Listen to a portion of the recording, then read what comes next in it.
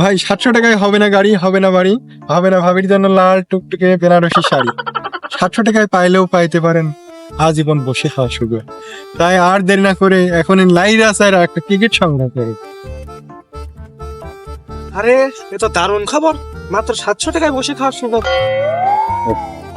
শালার সেই প্রথম যুদ্ধের আগে শস্য বললাম, দ্বিতীয় যুদ্ধের পরে এসে শস্য বই নিতে আসলাম, বড়টা গেল কো যাই দেখিয়া। শালার বড়টা তো মেলাক্ষণ ধরেই দেখছি, আশেপাশে তো থাকার কথা, গেল কোন? আরে ওখানে শুইরাস কিনা, যাই তো দেখে আসে।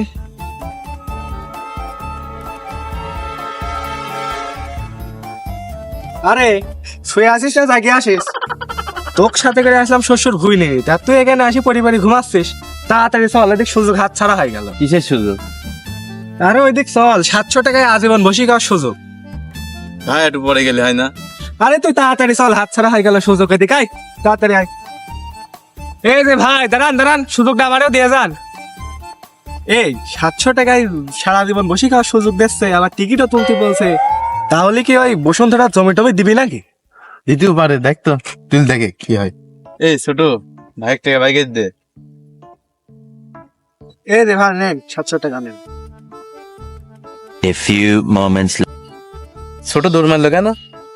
তার মানে একটা বড় কিছু মানে বাড়িতে খবর দিতে গেল মনে হয়। যাই তো দেখি আসি।